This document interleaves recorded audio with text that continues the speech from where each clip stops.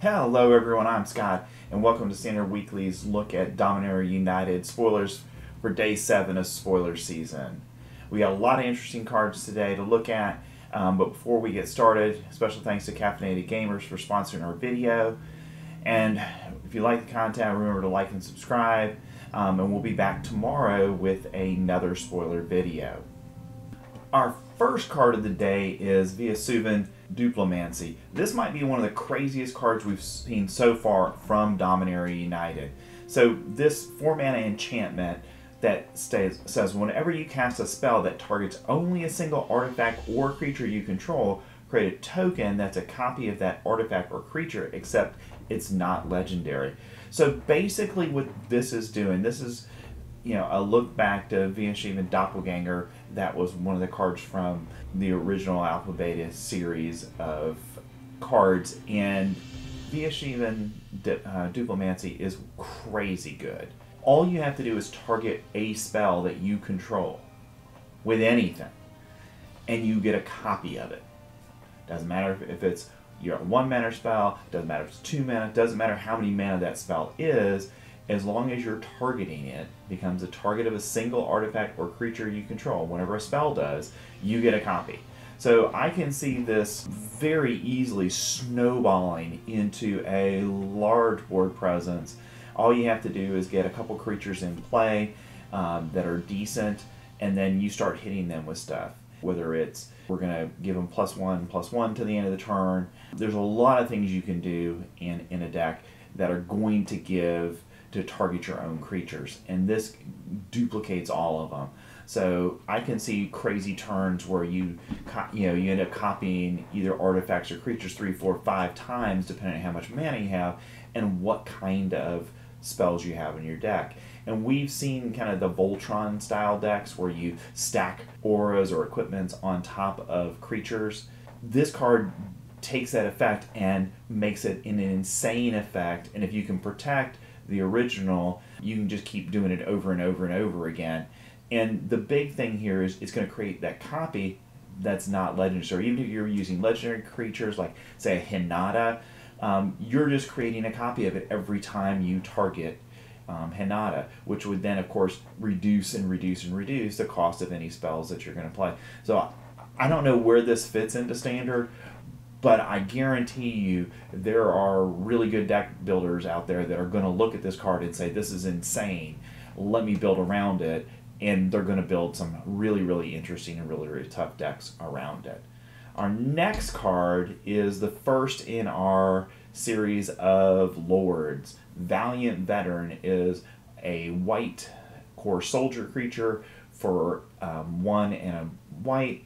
Other soldiers you control get +1/+1, and you can exile Valiant Veteran from your graveyard and put a +1/+1 counter on each soldier you control for 5 mana. So soldiers, I had to look this up when I saw this card today.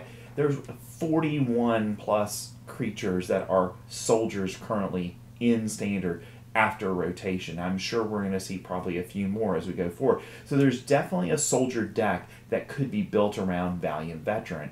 Along with, we saw yesterday King Darien the 48th, another card that could go with this, just to keep building really, really large creatures and building lots and lots of soldiers onto your battlefield. So I think of the ones we've seen so far, I think this is going to be the one that's going to see most play. And white seems like, where we thought mono white might go away as a deck, there might be enough support for mono white to actually be a deck post-rotation. Our next Lord is Leaf-Crowned Visionary.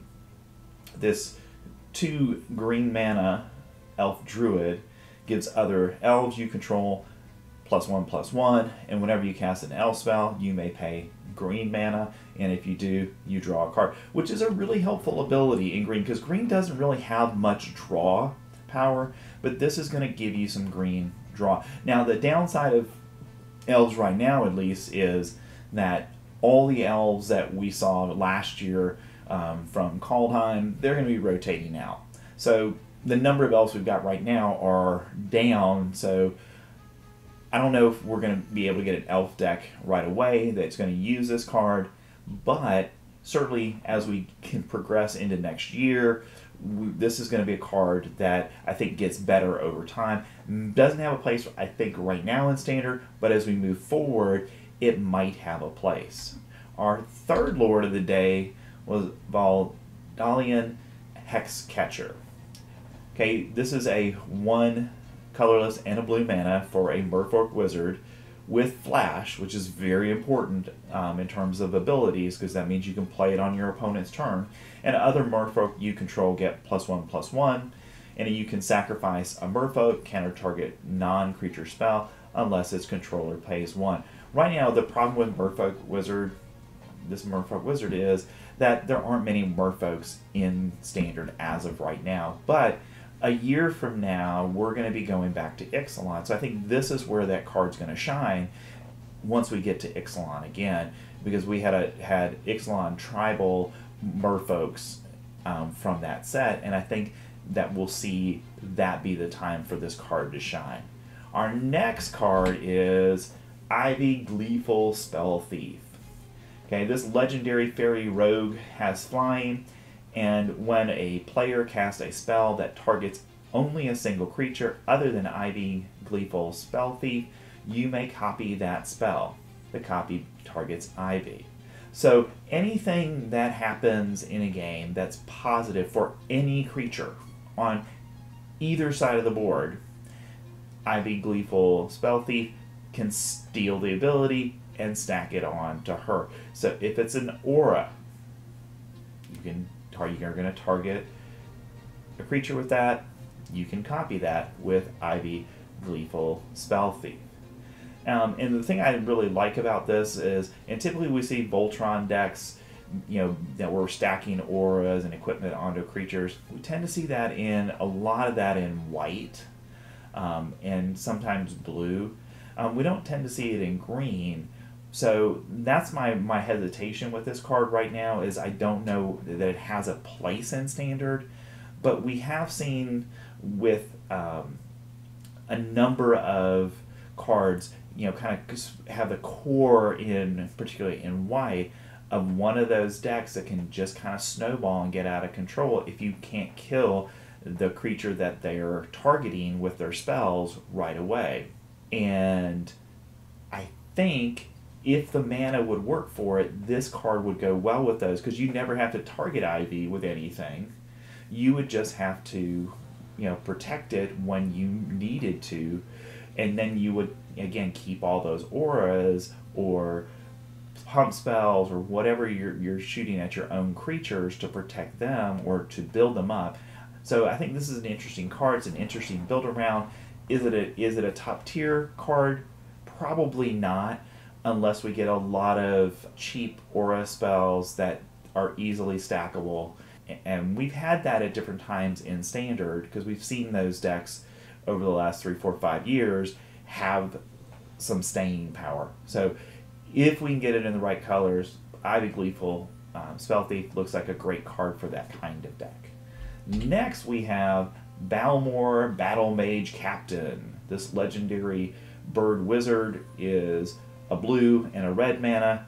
Is it colors? So is it, we've talked a lot about over this season, there are cards that are in Is It that look like they are perfect for an Is It spell deck. This is another card to add into that, and I think this one might be the one that pushes that deck into not only playability, but potentially very competitive playability, because it's a flying creature, and whenever you cast an instant or sorcery spell, creatures you control get +1 and gain trample until the end of the turn. Now, the +1 is great, but more importantly, they gain trample. So even if your opponent is blocking and you cast 3 or 4 spells, instants or sorceries during your turn, whether it's just for drawing cards or targeting some of your opponent's creatures with spells to remove them, all of that is going to stack on top of Balmor and all of your creatures. And there are enough creatures that we've seen so far that I think this is going to be a really, really powerful ability in Standard. And in addition to that, we've got a little bit more support for this in an uncommon in Electrostatic Infantry. So whenever you cast an instant or sorcery spell, put a +1 counter on Electrostatic Infantry. It has trample as well, so it already has that very important keyword of trample. So I think these two cards really play well together in an Izzet spell deck, and I think there's enough other good cards out there that Izzet spells is going to be a real thing, and it's something that if you're not careful, you could go from being up by a lot in the game to 1 or 2 turns and the deck blows you out. So I think Izzet spells might have a good chance of being a very competitive deck. Next we have the Elder Dragon War. For 4 mana, you get a Saga with Read Ahead, which is important on this card, because on Chapter 1, Elder Dragon War deals 2 damage to each creature and each opponent. Okay, if you're battling a lot of small creatures, it's a great ability, but may not be something you're using. Chapter 2, discard any number of cards, then draw that many cards. Again, probably not an ability you're using a whole lot, but it's there for you if you need it. If you've got a lot of cards in your hand and they're really not what you need, this gives you some card filtering that can help you out. And then Chapter 4, because you can jump to Chapter 3 to create a 4/4 red dragon creature token with flying. I think that's where this card potentially comes in as a sideboard card in maybe that Izzet spells deck, or even a mono red type deck, or even the potentially in the Rakdos deck that we're going to see that's going to go with Ob Nixilis and Liliana. Maybe as if you're fighting a lot of little creatures, this is a good way to fight them with the Chapter 1 ability. But I think it's nothing more than a sideboard card, so I wouldn't get really excited about it. If you get in a pack, it's a nice card, but probably not going to be something that you're going to be playing in your main deck, but sideboard possibly. Our next card is Rivas of the Claw.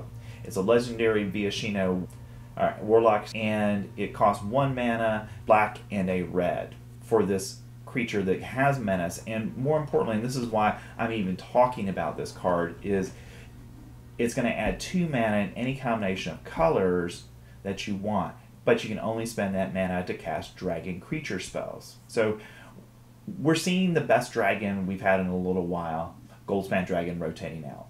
But there are other dragons from Kamigawa, and then also from the Innistrad block, we got a couple of decent dragons. So this ability is interesting to me because you can get the cost of those 4 and 5 mana dragon spells down to 3 with this card by tapping it to add that mana. And more importantly, when we look at this, once during each of your turns, you may cast a dragon spell from your graveyard. So if your dragon dies, you can recast it with Rivas' ability. And whenever you cast a dragon creature spell from your graveyard, it gains when this creature dies, you exile it. So you can only do it once, but it's a great ability to recast your spells from the graveyard. So I think if we get a few more playable dragons, then this might be a good card. I mean, I certainly would say anybody who's playing a black-red dragon deck in Commander, it's certainly a card that you would want, but we'll have to see if there's a place for it in Standard. I think it's an interesting build-around card with dragons, but again, the question is, do we have the right dragons to make it work? Now, we also got today Rith Liberated Primeval for 5 mana, 2 colorless, a red, a green, and a white. You get a legendary dragon with flying and Ward 2. Other dragons you control have Ward 2. At the beginning of your end step, if a creature or planeswalker an opponent controlled was dealt excess damage this turn, create a 4/4 red dragon creature token with flying. So the reason I'm talking about this is really that last ability. If you can deal excess damage to your opponent, and maybe on turn 5 you play this, and you've got the ability to deal excess damage to a creature or planeswalker, then you can start creating those 4/4 dragon tokens. Is this going to be a top tier, all-star in standard? I don't think so, but it's certainly an interesting card to talk about, and something that I think we'll see some people who really like dragons will try to do this. The problem, though, that I'm seeing with dragon tribal in general right now in standard is you've got it in all 5 colors. It's not like it's concentrated in red, or it's concentrated in blue, or green or white. It's concentrated all over the board, and a lot of the dragons are multicolored that we've seen, that are some of the better ones. So I think it's going to be really hard to build a tribal dragon deck. But again, it's an interesting card, probably not all that playable in standard. Next we have Marriot, Scholar of Antiquity. This legendary elf artificer, for 1 mana, a red and a green, you get a 3/3 creature that has some nice abilities added onto it. You can tap an untapped non-token artifact you control to add green mana, and you can tap 2 untapped non-token artifacts you control and exile the top card of your library. You may play it this turn. So we get that traditional kind of red ability to exile a card that you can play this turn. Okay, and you get that for just tapping 2 artifacts that you control that are not artifacts that are tokens. So we have seen throughout the last year or so of standard a lot of token generating artifacts, like with blood tokens, with treasure tokens. So none of those are going to help you here, but we have enough, I think, just general artifacts that you might want to consider using this ability. Now, for Dominaria United standard season, I don't see this as very playable because we're not there yet. But we've got the Brothers War coming. We're going to return to New Phyrexia for 2 sets and in an Aftermath set. So I think what we'll see is, as the year progresses, Marriot will become a better and better card, and by this time next year there might be a dedicated artifact deck that you can put her in that has enough power to make this card very playable. But right now I don't think we've got the cards to do it. Next we've got Ellis Ilkor, Sadistic Pilgrim. I'm talking about this card because of, again, the abilities here. It's a legendary Phyrexian Core Cleric for a white and a black mana. It's got Death Touch, and when another creature enters the battlefield under your control, you gain a life. When another creature you control dies, each opponent loses a life. So this is, a Blood Artist type ability with the added benefit of, hey, you cast a creature card, you gain a life. So there's incidental life gain attached to the card, and the death trigger is important because it gives that chip damage to an opponent. Now, I'm not sure where this is going to fit in standard. If we go with, let's say, a Mardu deck with the Oni Anvil and some other sacrifice outlets in there, then maybe this makes some sense to put in that deck as just adding chip damage to your opponent. Every time your creature of yours dies, it just snowballs into 1 more damage to them. So in that kind of deck, I think this has some playability for standard, in the next standard season of Dominaria United. But it's going to have to be in the right kind of deck where your creatures you're trying to kill your creatures intentionally for value, and this just piles on that chip damage to give you some additional help in finishing out the game. Our next card is Leyline Binding. So Leyline Binding is a 6 mana white enchantment with Flash. Flash is a great ability when it comes to this kind of enchantment. And it has Domain. This spell costs 1 less to cast for each basic land type among lands you control. So the worst case scenario, I think, with Leyline Binding is it costs you a total of 3 mana, because you're going to be playing Triumphs. In pretty much any white deck that is multicolored, you're going to play Triumphs in it. So that's going to reduce the cost to 3, and given what kind of deck you're playing, you might play a secondary set of triomes to give you 2 of the 3 colors that you're using. In that case, you could get it down to, you know, as low as 2 mana to cast this card. Because when you cast Leyline Binding, it enters the battlefield and you exile target non-land permanent opponent controls until Leyline Binding leaves the battlefield.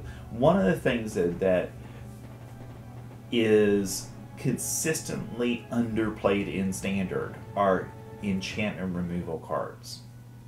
So because of that, an ability like this for 3 mana, 2 mana, exile anything your opponent has on the board is really powerful, because it's going to take out their best creature, their best planeswalker, their best artifact or enchantment, whatever their best card is. You can remove that for as little as, you know, possibly 2, 3 mana, possibly, you know, probably the high end of 3 or 4 mana, but you can remove that from the game and not have to worry about it.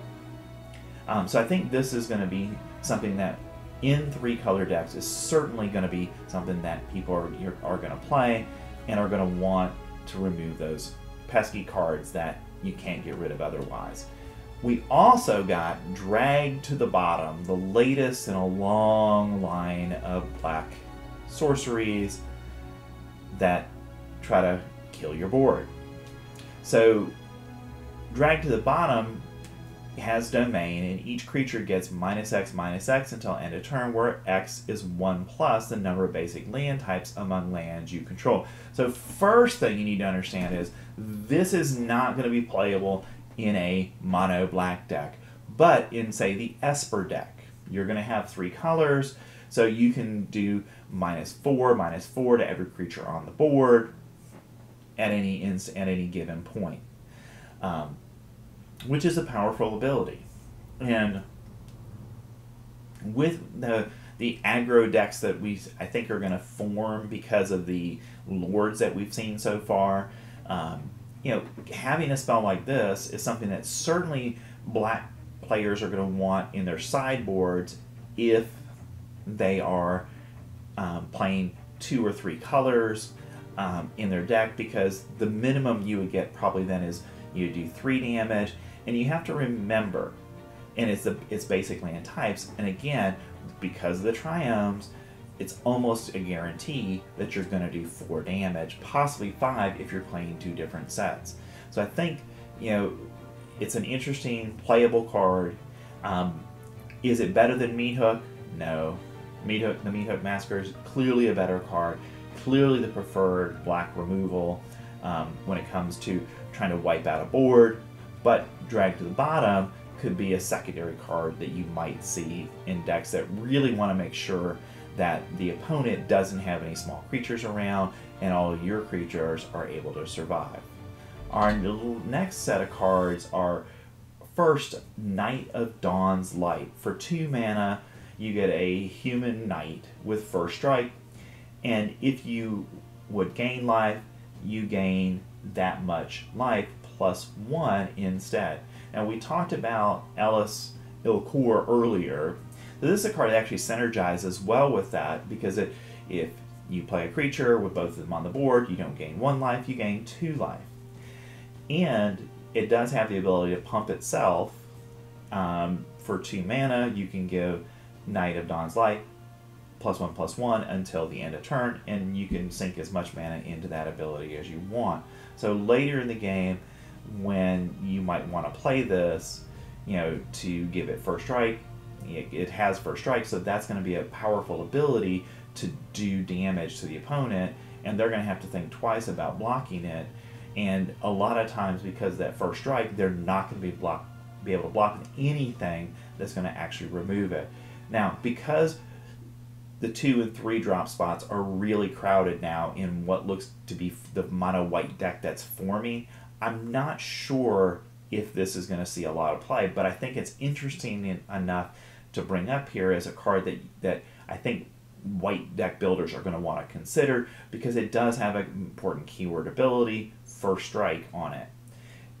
The downside, though, is it's a knight, and The lords that we've seen so far that would help white, they're really focused on soldiers. So, you know, Darien the 48th would pump it up to, you know, with a +1/+1 ability. You know, if you're playing Wedding Announcement, that would give it +1/+1 as well. But you're going to have to do something extra to get this card to be larger, which means probably putting mana into it to get it to work. So I think in situations where you need something with First Strike, this is a good card to have, but it's probably more of a sideboard card early on in Dominaria United Standard Season. Our next card is Tail Swipe. So this is a green 1-cost mana, a 1-mana instant, that you get to choose target creature you control and target creature you don't control. If you cast a spell during your main phase, the creature you control gets +1/+1 until the end of the turn. Then those creatures fight. So this is a classic fight ability. Now we've been playing since, you know, Kaldheim, Blizzard Brawl, same cost, 1 mana. You had to have 3 snow permanents in play to give it the +1/+1 and indestructible. So this doesn't give indestructible, but again, it's a 1 mana fight spell that I think if you're going to play it, you might play it on your main phase, but it does also give you that ability to play it on your opponent's turn. You don't get the benefit of the +1, but it gives you more flexibility for 1 mana. So I think dedicated green decks, if we have a mono green deck that's out there, they're going to want Tail Swipe because it's a very, very cheap and efficient removal card, and probably one of the best that we've seen in a while. You know, certainly it's on par with, in my mind, Blizzard Brawl for what it can do for 1 mana. Our last card of the day is Tharn Portal. This is a land that's a gate, and Tharn Portal enters the battlefield tapped unless you control 2 or fewer lands. So this is a, you know, fast land. You put it out. You can put it out on turn 1 or 2. It doesn't come into play tap, but if you put it in play later, it does come into play tap. So as Tharn Portal enters the battlefield, choose a basic land type. Okay, so you can choose any of the 5 you want to. Then Tharn Portal is the chosen type in addition to its other types. So it's still going to be a gate, but it also would become a mountain or a forest or whatever you're using as well. The downside of Tharn Portal, which in my mind makes it really, really difficult to play, is mana abilities of Tharn Portal cost an additional 1 life to activate. So anytime you use this, you lose a life. So the good news about it is that you get to select the color you want to play with. But in Standard, the loss of 1 life every time you need to tap it for mana, because it doesn't even offer you colorless mana for free. You have to pay a life every time you activate it. So you might look at this on the surface and say, this is a playable card. It's not. Standard, I doubt we'll see this card in Standard at all, because it just isn't going to be what Standard deck players and deck builders are going to want to build around, because it simply is going to be a negative effect on you on the board. You know, maybe a 5-color deck that, you know, wants the ability to make sure that you've got a particular color of mana might want it, but how often are we seeing 5-color decks in Standard? Not all that often. All right, that's it for today's Dominaria United spoilers. Again, thanks to Caffeinated Gamers for sponsoring our video. If you stuck with us this whole time, thank you. Please leave a like and subscribe to our content. And we'll be back tomorrow with another daily look at Dominaria United spoilers. Thanks for watching the video. We'll see you next time.